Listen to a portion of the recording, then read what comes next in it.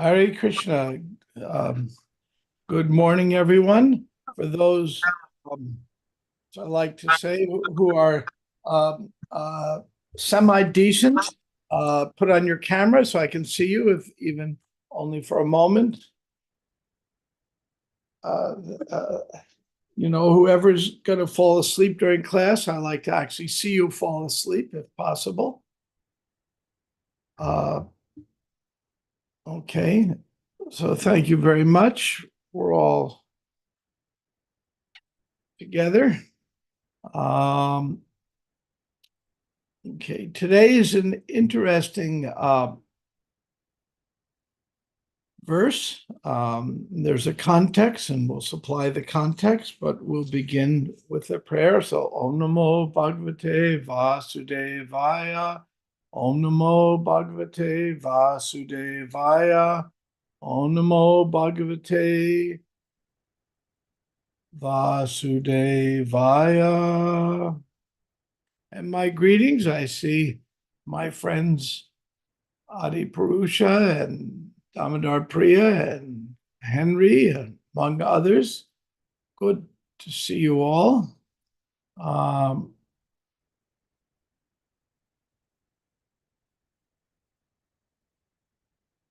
So we're in the chapter Krishna kidnaps Rukmini. And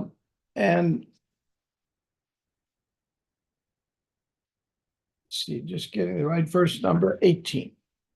Okay, Canto 10, chapter 53, verse 18, and going on to 24.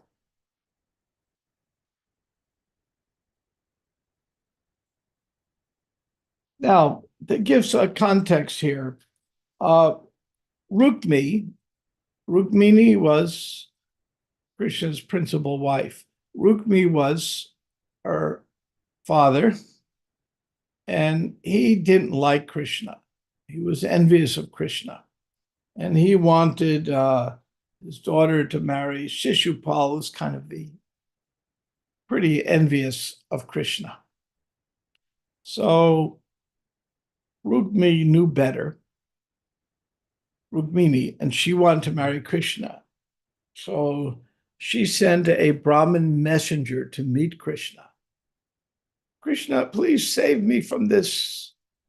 And the Brahmin messenger met with Krishna. It's interesting, when Krishna received the Brahmin messenger, he got off his throne and he immediately washed the Brahmin's feet and set the example. Even though he is the worshipful entity of all the Brahmins, he treated the Brahmins with this great respect.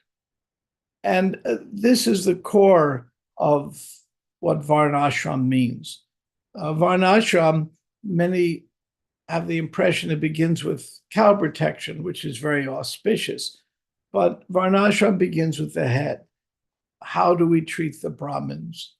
And everyone treats everyone else with mutual respect. One of the problems in the modern age is somebody who has all facility will treat with horrible disrespect somebody who's considered maybe has a lower birth. Maybe they're born in a ghetto, or in India, they're born in a lower caste, or some countries they're born with a darker skinned body, and they're so treated so horribly. But it's the opposite in Varnashram. Everyone treats everyone else with respect according to their position. So if one's a Sudra, all their needs are taken care of. And if one is a Brahmin, then all of their, if one's a Brahmin, then they freely give medical care and take care of others. If the American Medical Association understood the duty of a Brahmin to treat everyone without regard to them having money or not, they would be horrified. They'd be horrified by that because it's such a money-making deal. I'll give an example. I visited a doctor yesterday who's a surgeon. And at our local hospital, they had to stop surgeries for 3 weeks because the surgical instruments at North Florida Hospital were not being properly cleaned. And they had to cancel all surgeries, costing the hospital tens of millions of dollars, costing the doctor, he couldn't do surgery for 3 weeks.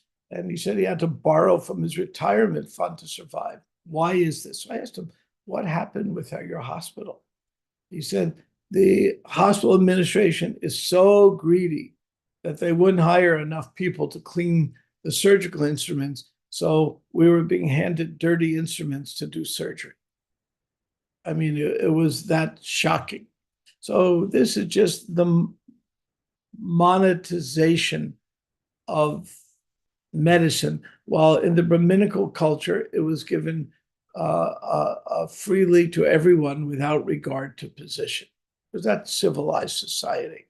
Doctors just took care of people, but now everything becomes monetized. So that's a little side story.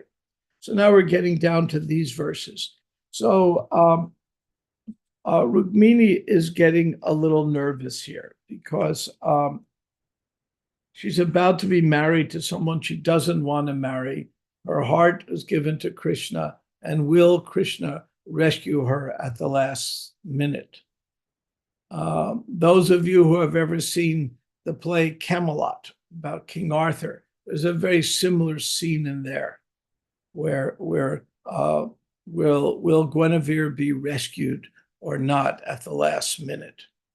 And so it's that kind of very dramatic scene. So now we'll get to the verse. Then there'll be a very, very interesting purport that follows. A purport that will make you wonder about your own self. Where do you stand? Very clever purport. So Krishna Rama Deviso Yata Kanya Chadya Saritum Yadi Agatya Haret Krishno Ramadir Yudabir Vrita. And to secure the bride for Shishupal, the kings who envied Krishna and Balaram came to the following decision among themselves. If Krishna comes here with Balaram and the other Yadus to steal the bride, because people understood the bride's intent, we shall band together and fight him. Thus, those envious kings went to the wedding with their entire armies and a full complement of military conveyances. And the purport, the word samhata, which normally means bound together tightly, may also mean thoroughly struck down or killed. Thus, although Krishna's enemies were united and strong, samhata in the former sense, they could not successfully oppose the personality of Godhead, and consequently, they would be struck down and killed. Samhata in the latter sense. And this is very interesting, but unfortunately, we don't know Sanskrit. But for those who know Sanskrit, find that many of these verses have double entendres, even triple entendres, a word that means two different things. And sometimes they're very funny. We have class every day at the Bhaktivedanta Institute right now. Actually, it's going on this exact moment, given by Hriday Nanda Maharaj. And it's at 6:45 every morning. And in that class, he analyzes the Sanskrit for each verse.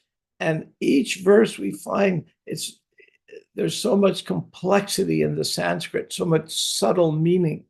The prefix or suffix of words are adjusted to give or take away emphasis, to give a sense of somebody speaking politely or somebody speaking forcefully.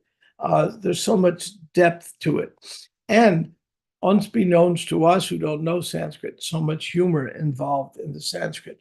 So this was an example of this samhataha, the double entendre. So the next verse, when Balaram heard about these preparations of the inimical kings, now Lord Krishna had set off alone to steal the bride, He feared a fight would ensue. Immersed in affection for his brothers, he hurried to Kundina with a mighty army consisting of infantry, of soldiers riding on elephants, horses, and chariots. So even though he knows Krishna is God on one hand, on the other hand, he sees Krishna as his brother. My brother went off alone to face these multiple armies. I'm going to bring my army and go and protect him.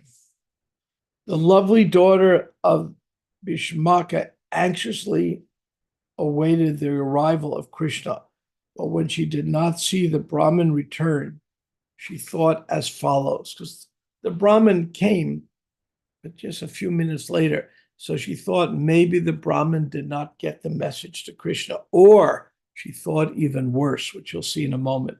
Alas, my wedding is to take place when the night ends. How unlucky I am. Lotus-eyed Krishna does not come. I don't know why. And even the Brahmin messenger has not yet returned. So next verse, perhaps the faultless Lord, even while preparing to come here, saw something contemptible in me, and therefore has not come to take my hand. Purport. Princess Rukmi boldly invited Sri Krishna to kidnap her. When Rukmini did not see him come, she naturally feared that he had rejected her proposal, perhaps finding some unacceptable quality in her.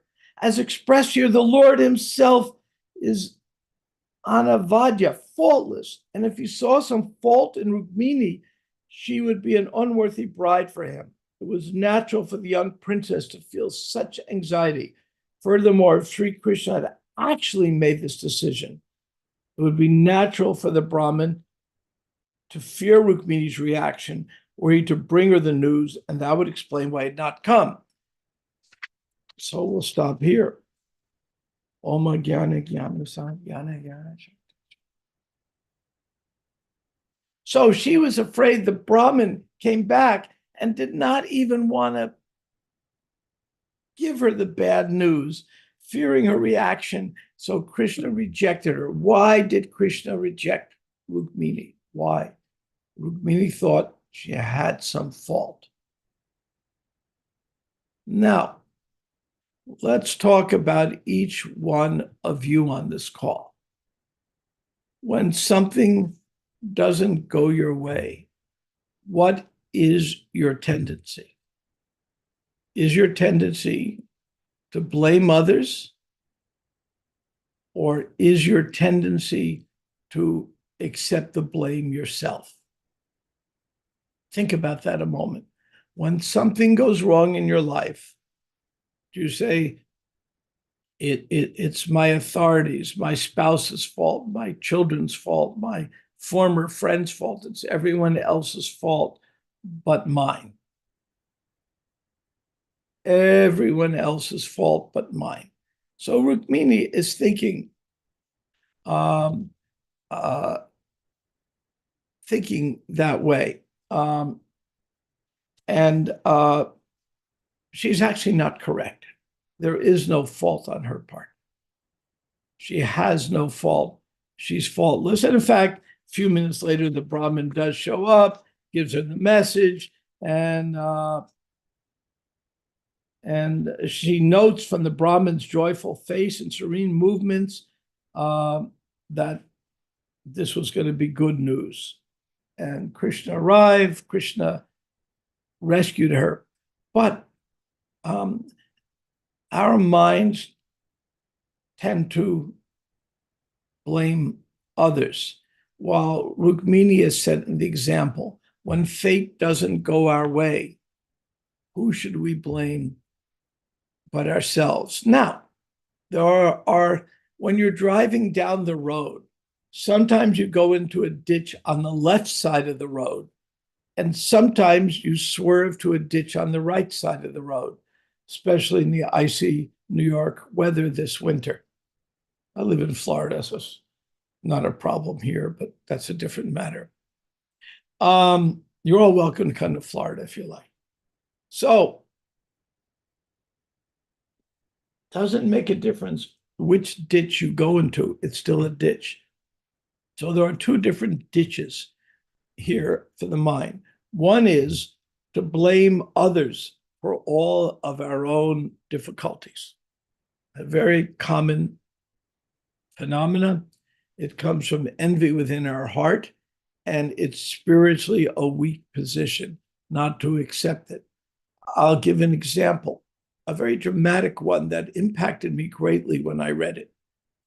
Prabhupada, just before he came to America, was gored by a bull. Now in Vrindavan, it's not unusual.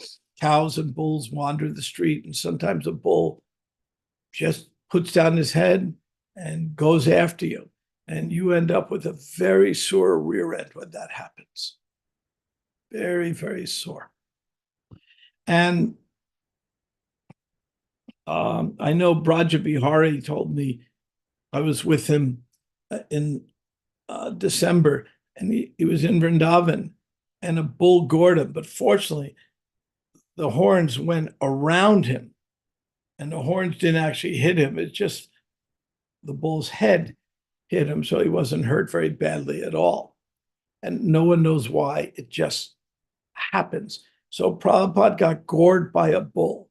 And that story so impacted me, because you think, why would Prabhupada, a pure devotee, just getting ready to go to America to serve as guru, get gored by a bull?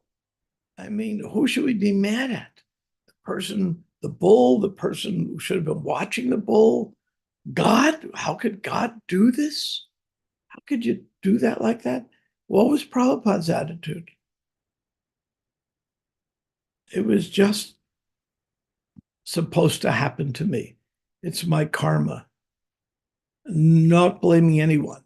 Now, I understand now why it happened, just to show Prabhupada's great nature, that even being gored by a bull won't stop him from doing his service, just to glorify Prabhupada.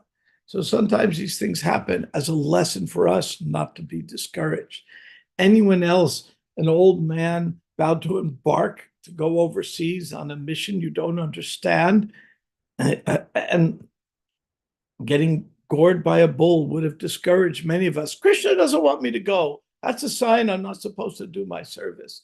And we would have just retired. So in order to glorify Prabhupada, such things happen. So I said there are two ways to fall off the road. So one way is to blame others, and the other one is to get depressed ourselves. And Rukmini was starting to fall off the road on this other side of depression. Oh, what's wrong with me?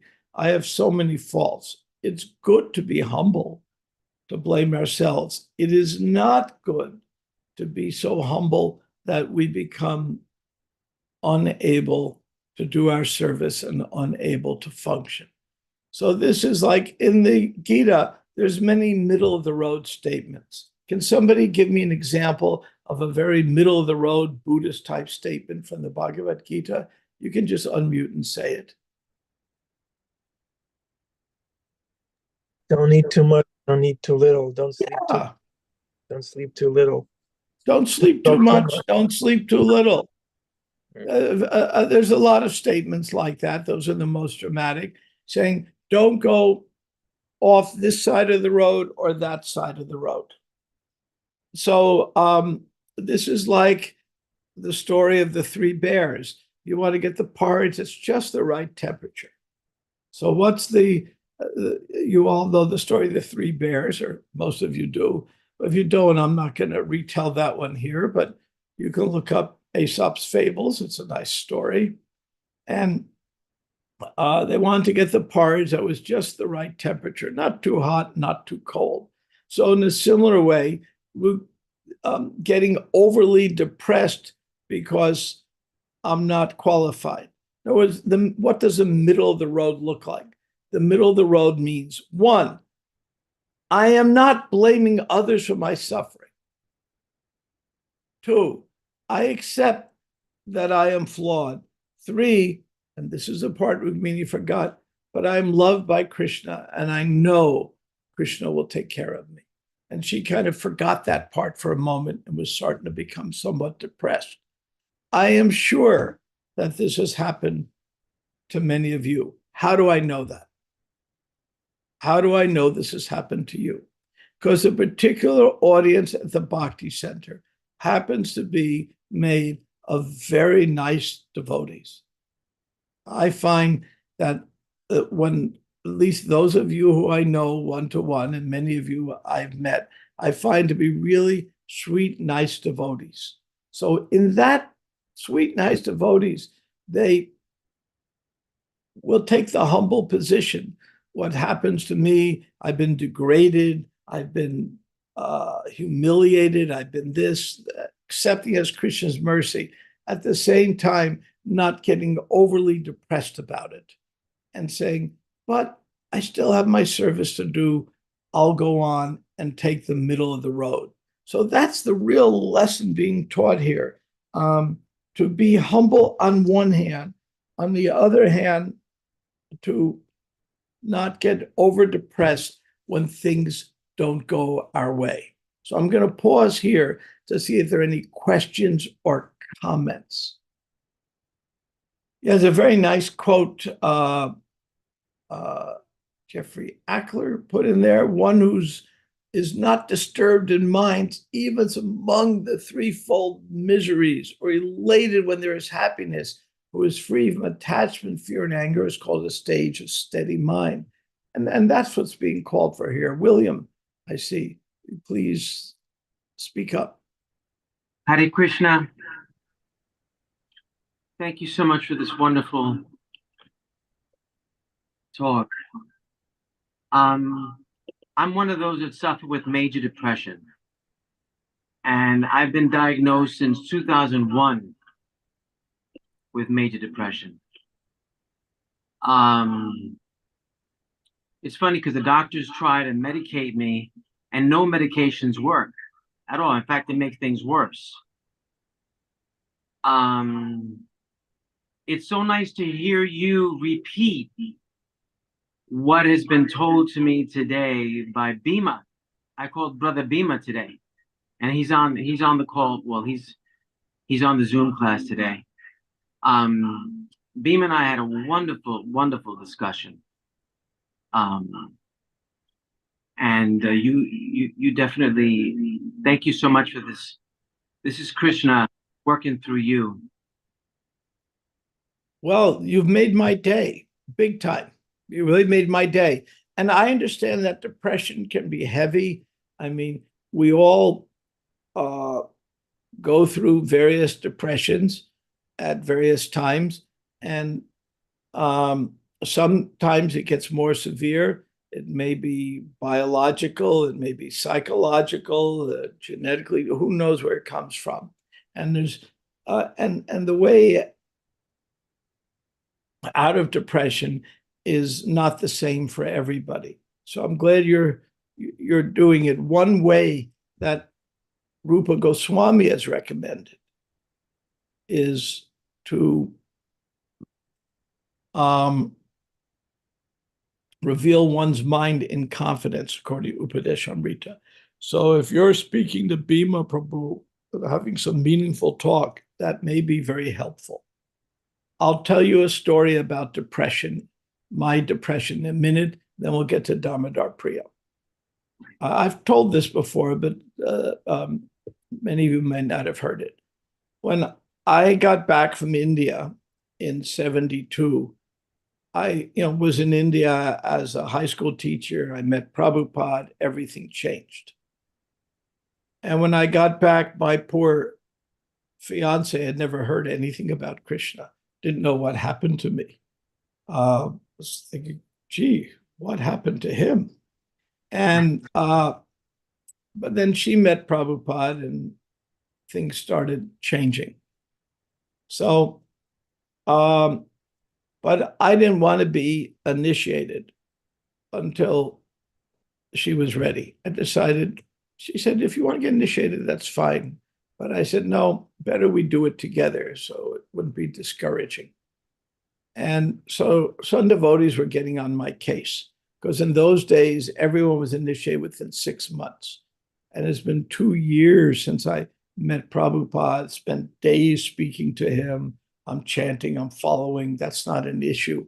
But the issue is, why am I not initiated? So devotees were getting on my case. Some were very nice to me, very, very nice. Others are on my case. There's something wrong with you. You're crazy. You're not initiated. You're fallen. And, just in this fit of extreme compassion, they sure got me depressed. And I really started getting depressed.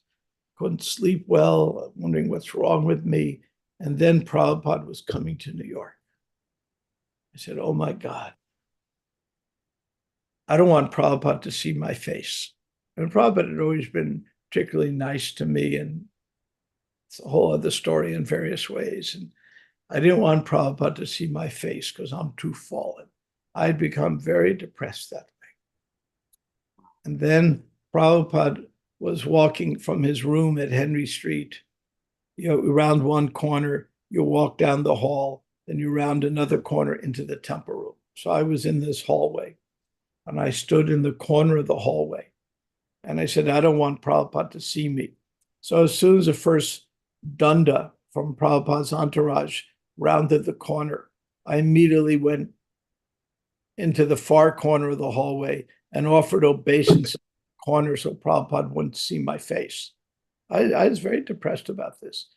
And then I said the prayers very, very slowly. Namah, Om, Vishnu, like that, because I wanted to make sure that Don't Prabhupada. walk back there with the sneakers. Yeah, I wanted to make sure that Prabhupada had entered the temple room before he saw my face, and then he'd be on the Vyasasana, and I'd stand up and walk to the door and just sit in the doorway because it was so crowded and listen to class. Unbeknown to me, even though I was upside down, Prabhupada recognized me, which really kind of shocked me. I didn't know how he recognized me. Just in the corner on the floor, there's so many like that. And Prabhupada stood next to me, 1 inch from me, and I didn't know it. I had no idea. So after I said the prayers, I stood up, and there's Prabhupada 1 inch from me waiting. And then he turns to me and he says, so glad to see you. And then he did something Prabhupada usually doesn't do. He gave me a hug. Because that always are not hugger society. And he gave me a hug. I'm so glad to see you. Kind of gave me a hug like that. Then went in the temple room. Later, I said to one devotee, boy, my mind is so crazy. I thought that's what happened to Prabhupada. Obviously, that didn't happen. He goes, I saw it. That's what happened. And then all my depression ended. Prabhupada, without saying 2 words to me, told me, I'm doing the right thing. Stick with what I'm doing. I'm on the right course. So I'm just telling my own story of depression and how it ends. So same thing for Rukmini. When we get depressed, if we really take a humble state of mind, but not so humble that we become hopeless, but really humble in that we pray to Krishna. My heart was really, when Prabhupada did that, my heart was really into devotional service. I just had been beaten up by various Prabhus in a way that made me depressed, and Prabhupada turned it around. And the same thing, Rukmini's got turned around. All of your depressions can get turned around by doing the right thing. Sometimes the right thing is having to take the medicines that Krishna supplied. Sometimes it's revealing your mind in confidence. Sometimes it's just praying to Krishna, but there's always a way around it. I'm not a professional to say what the way around it is, but there always is. So I wanted to share that story with you because I think it's relevant for what Rukmini is doing. Now we have the hand raised from dear Damodar Priya. Hare Krishna, dear Brahmatirtha Prabhu. So nice to hear from you, and so nice to have you speaking Krishna's message for me, because I also, just like Bhakta Bill, felt like Krishna was talking through you, because I just had a conversation last night with Paul about me like not overly beating myself up about either things that I perceive that I can't do, which I'm not actually in control in. So it's not really for me to be upset about. And I just loved this morning when you said that it's two trenches, right? And it's either way we can beat ourselves up so much to the point of like trying to be humble and trying to make it about our, like, what can I do? That it's then keeps us from doing our devotional service because we get ourselves depressed or feeling hopeless, which is totally the case. Or we could go to the other extreme where we just, get so angry at everybody else that we can't do devotional service because we can't do devotional service with so much anger in our hearts, right? So I really appreciate you reinforcing that we have to try our best to walk that middle path, and to also just remember that Krishna is always there, either through his loving representatives of Guru, through the loving representatives of his devotees, and just in so many different ways we can hear Krishna's message. It might be through a Bhagavatam class. I also heard it, Paul does Peloton now, and like the instructor was talking about like being balanced and like letting things go. And I was like, oh my gosh, Krishna, okay, I got it. Like, just leave me alone for a second. Let me process it. So thank you so much. And my love to you and to Bhakti. Thank you. It's Paul, of course, has a huge amount of goodness and wisdom. So what he's talking about is correct. And does anybody else want to share a story this way of what they've learned about it? I when I prepared for class and I saw this verse, I said, this is so important to us. That we depend on Krishna, but we have to take the middle road. We can't totally just say, okay, Krishna, it's up to you. I have to do my part. Man proposes, God disposes. Rukmini did her part, and then she depended on Krishna. And then when she saw it wasn't going her way, she didn't blame anyone else. But she was getting a little depressed. But at the last minute, Krishna rescued her. And now, we take the story of Prahlad. Krishna did not save Prahlad from falling off the cliff when his father had him thrown off a cliff. Rather, Krishna gave a puff of air at the bottom so he didn't crash. Sometimes it's like that. When I think, Krishna, you're not saving me, but Krishna did. We just didn't see all the good that came from it. And we can talk more about this, but I see there are more hands raised. Jumuna Jaya. Hare Krishna, thank you so much for class. And I'm just really reflecting and appreciating that anecdote about you and Prabhupada. Going to Prabhupada is always my go-to when I feel like I should just get the heck out of Dodge. And there are days when I'm like, oh, I'm just so fallen. My Sanskrit sucks. I can't put my tilak on right. I am just the worst of the worst. And then I think about Prabhupada, about how he was so accepting of everyone and that he wouldn't turn anyone away. And I remember one particular time I was feeling so unqualified and I fell down before his picture and I said, but I know that you would accept me. And that made me feel much better. And hearing your story just now sort of confirmed that. I never, got to meet him, but I do feel his presence sometimes when I'm feeling like I'm too fallen. But I know, I call him grandfather in my mind. I said, but I know, grandfather, you would accept me, you would love me. So I just really wanted to thank you for sharing that. And I might add, being a grandfather myself, grandfathers, actually, if I knew how good it was to be a grandfather, I would have skipped kids and started with grandkids. Because grandkids are great. And when they misbehave, you just turn them back to the parents. It's just such a nice, perfect arrangement. But grandparents tend to be more affectionate than parents. It's like that. And that's, our common experience, unless our grandparents happen to be weird. And which sometimes happens, but normal grandparents are more affectionate than even parents. They tend to be doting. Similarly, Prabhupada as a grandfather is more affectionate than even the father.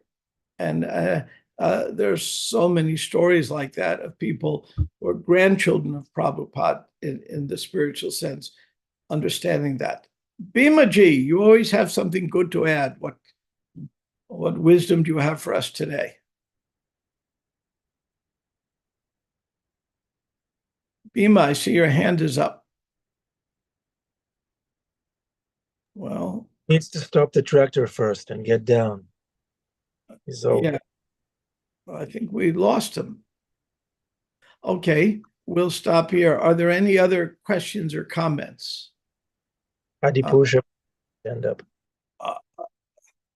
I would be disappointed if Adi Purusha didn't add his wisdom to the class.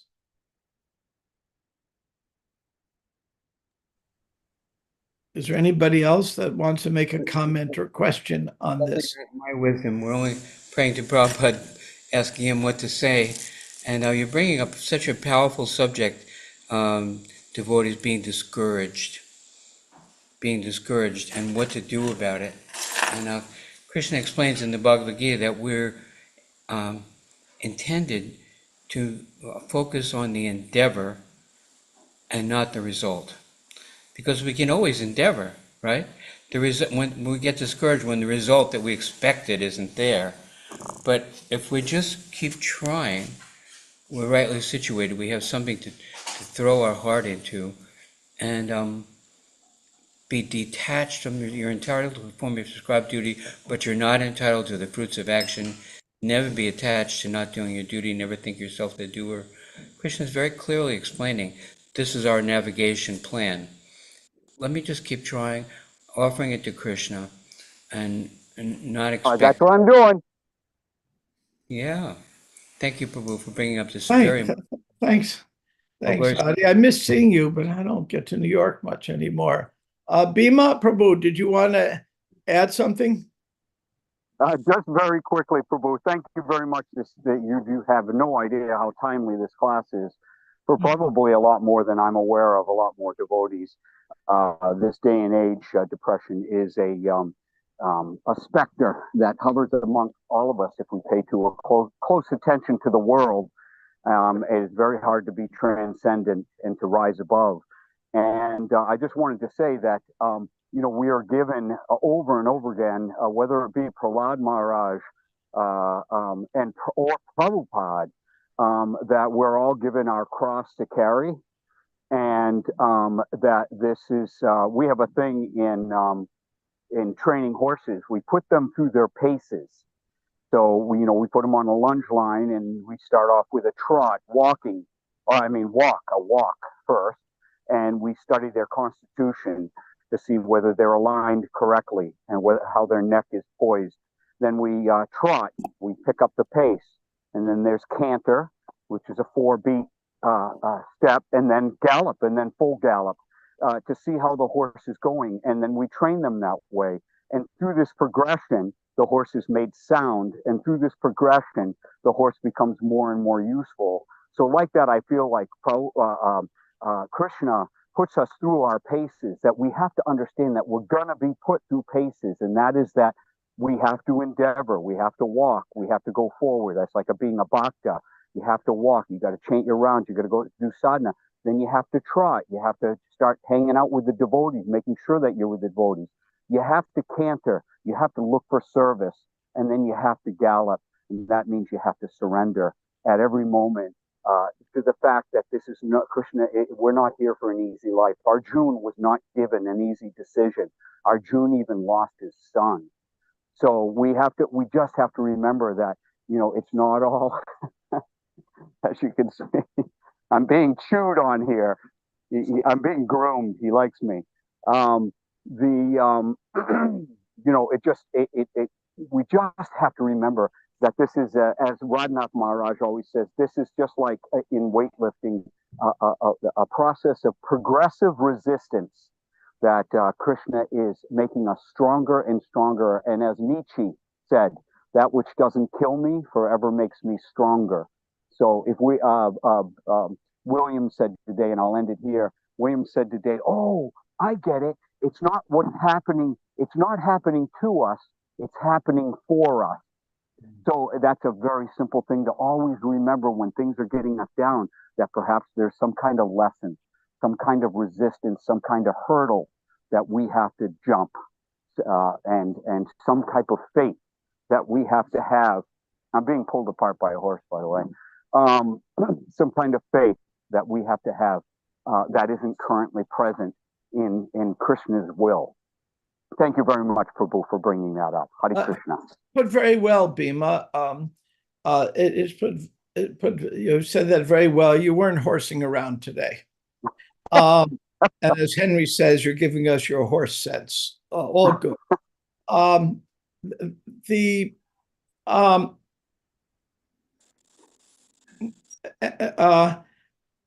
It's so easy to do one of these two things, to recap: to blame others for our suffering, or to become very depressed and blame ourselves in an exaggerated way.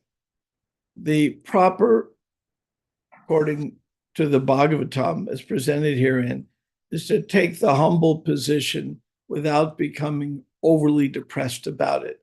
The humble position means I'm depending upon Krishna. That's all it means. I'm just depending upon Krishna. There's one saying, and it's a very true saying, very, very true. I have a half a century of backing this up. And here's the saying: Krishna never closes a door without opening another door. Never happens. Now, sometimes somebody might challenge me, and that challenge might be, well, what if the door is death? Then what door is open for me? I'm dead. I'm dying. Hey, all that dying is getting ready for an even better adventure. Death means just another great adventure's beginning. And so I repeat that statement. Krishna never shuts a door without another door opening. The problem is when we don't see the other door, because we get so caught up in our own mind. So how do we get out of our own mind? And again, it takes us back to Rukmini. She is praying here. I'm extremely unfortunate, for the Creator is not favorably disposed to me, nor is a great Lord Shiva. Perhaps I've committed some mistake. She's just crying to Krishna in a tearful way. Krishna, please save me. That always works. It doesn't always work in the way we want it. It always works in the way that's best for us. And I got half a century of seeing that happen to me and others innumerable times, enough to say that is my firm faith. Okay, with that, it's 8:00. Any other last minute comment? We'll stop here. I think it's time to greet the deities. Thank you very much. It's a great pleasure to be at the Bhakti Center. I'm seeing my friends here. I saw my friend Hugo had joined us too, and among others. I wish you all a blessed day, meaning that you do two things that Rupa Goswami recommended. It's only two things. And these two things give you complete success in everything you do. Rupa Goswami said only two things. Two is easy.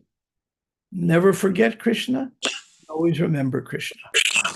With that, everyone be happy. Thank you very much.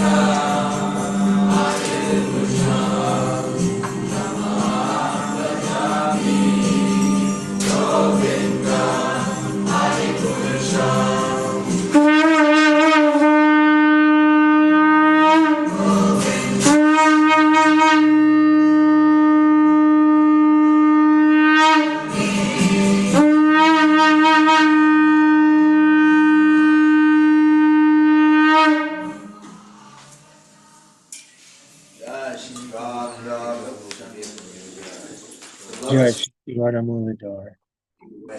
Guru Chandra Srila Prabhupada Ki Jai. Shri Thakur Ki Jai. Everybody on Ki Jai. Yeah, sometimes we just need to hear that we are study first, okay? Yeah, sometimes we need to hear that it's okay. We may occasionally slip here and there, but let's get back up. Let's stick to one another and we'll be fine. Sometimes we just need to hear that. At least I need to hear that. I need to hear that on a daily basis, in fact, because I fail every time. Okay. So we're wishing you a wonderful, fulfilling Tuesday. Don't get chewed up by the horses of your senses. Was that a good one, Bhima Prabhu? Yeah. Yeah. Okay. We love you. Hare Krishna. Come again tomorrow.